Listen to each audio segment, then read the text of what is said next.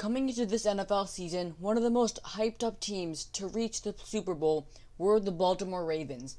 And fairly so, they ended the season on a 14-game winning streak, going 14-2 and losing in the divisional round. And the Ravens look poised to make it far this season, but it just hasn't turned out.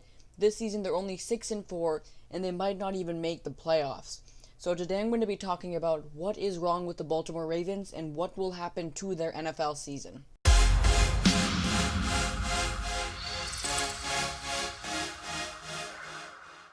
What's up everybody, it's AC Analysis, and like I said in the intro, today I'm going to be making a video talking about what is wrong with the Baltimore Ravens and how will they perform this season.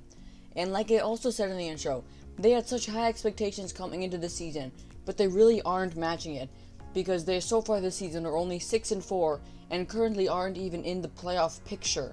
They're only in the hunt for a playoff spot. But before we get started, if you guys enjoy consistent football content, remember, liking and subscribing would be really helpful.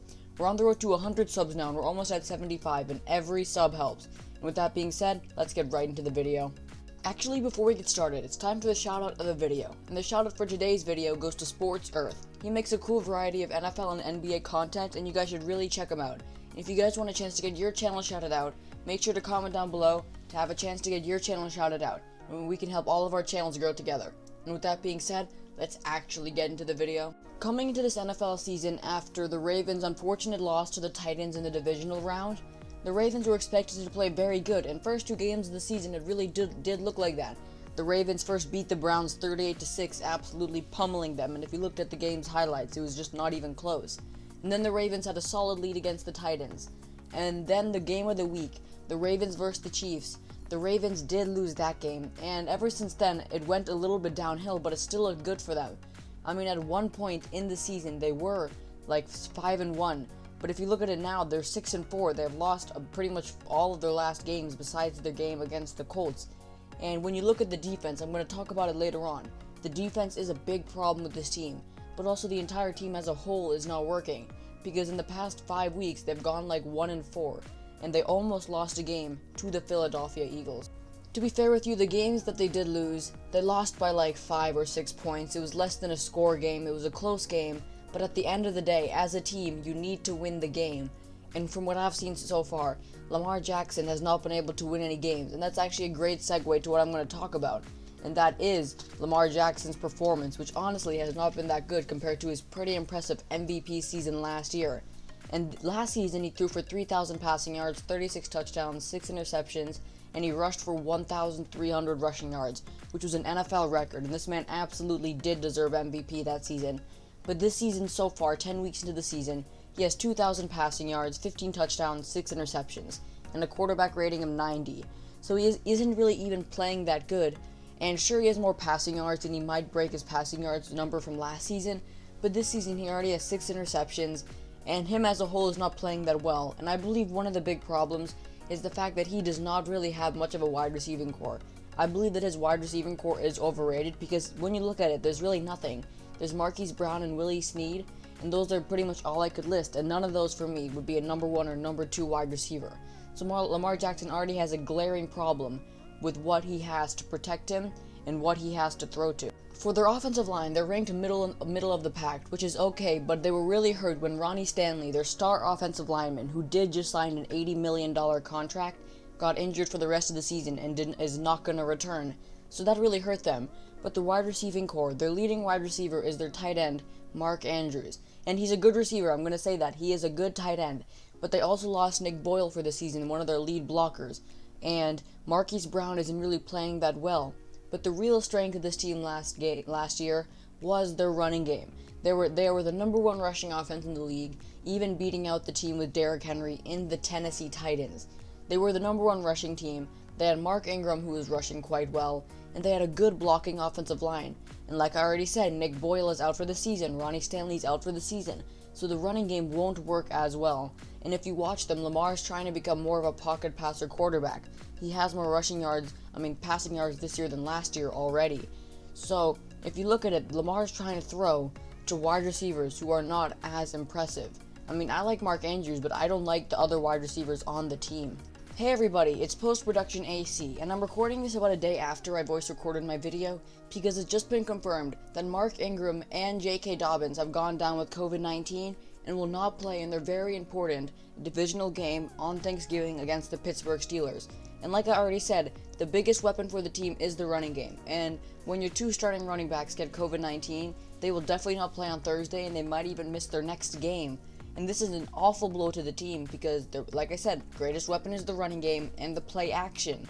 So now, the team that already has the most lethal defensive line in the league, in the Pittsburgh Steelers, will have less to worry about.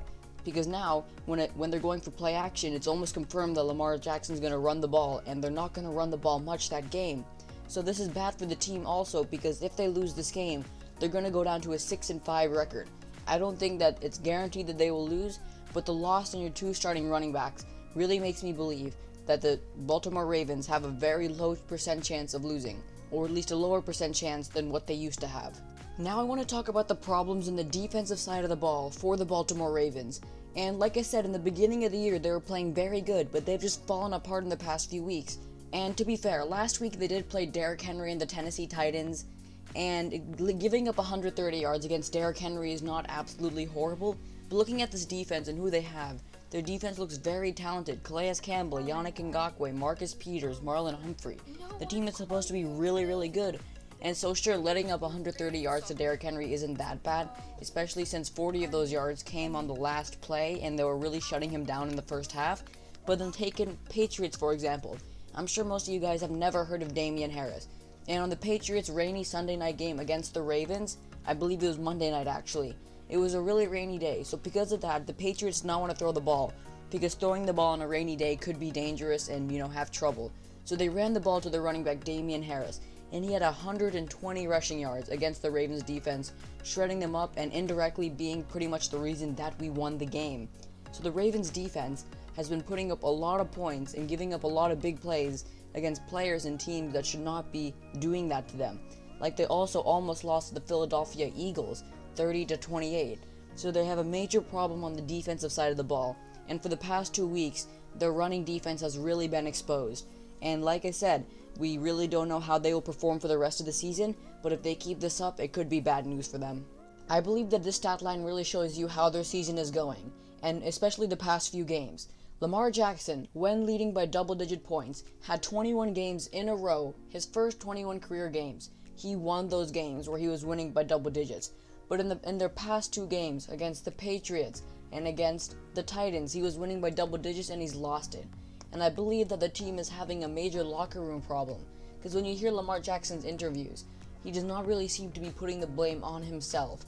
He's saying the other team wanted it more, or we need to do better. And he's saying stuff that I do believe there is a problem going on in the locker room that I don't think that they're talking about. I don't have any proof to back this up, but I just really don't believe that a team can really be performing this bad out of nowhere for no reason. Again, I'm saying this with no evidence, but I believe that there is a problem happening with the team outside of the stadium. Now, what does this mean for the rest of the Ravens season?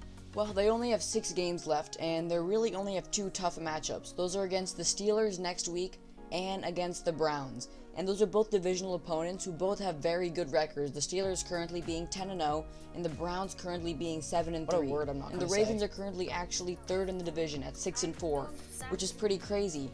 But the thing is, like the Steelers and the Browns games, the Ravens are always going to be contesting in those games. But they're going to be playing some pretty easy matchups too, like against the Cowboys, the Jaguars, the Bengals, and the Giants. Those should all hopefully be easy wins. So the way they make the playoffs, in my mind, is that they have to beat the Browns, because they should win those 4 games that I just mentioned, but they have to beat the Browns, because the Browns are the team that they're really contesting with. And it'll be very difficult for two teams in that division to make a wild card spot. This year what the NFL is doing is that they have 3 wild card spots per conference. So the Ravens could make it in and the Browns could make it in, but I find that highly unlikely since this year the AFC is very contested. So for the Ravens to make the playoffs, they basically have to win 5 out of their next 6 games. And that's going to be very tough, and I can't really say what's going to happen, only time will tell. With that being said, let's wrap up this video. This has been AC Analysis talking about what is wrong with the Baltimore Ravens and what will happen to their NFL season this year. But remember, if you guys enjoy these types of videos and you guys enjoy consistent football content, liking and subscribing would be really helpful. We're on the road to 100 subs now, and we're almost at 75, and every sub helps. And also, if you guys want a chance to get your channel shouted out, make sure to comment down below, and we can help all of our channels grow together. Thank you guys so much for watching. See you next time. Before I wrap up this video, I just want to say this. Do I think that the Ravens are a bad football team? Of course not. They're still a top 10, top 15 team in the league. But from where they're positioned right now, and how they've been playing the past few weeks, and their tough division, I don't really see them making the playoffs or going any farther than that. But for all we know, these past few weeks could have just been a fluke, and Lamar Jackson can start playing really good again, and the team becomes very, very good. We never know. But the main problems on this team, from what I've said in this video, are I believe Lamar Jackson's performance, the amount of weapons around Lamar Jackson, and their defensive problems, and especially the run defense. But we'll see how they play for the rest of the season, and now let's wrap up this video.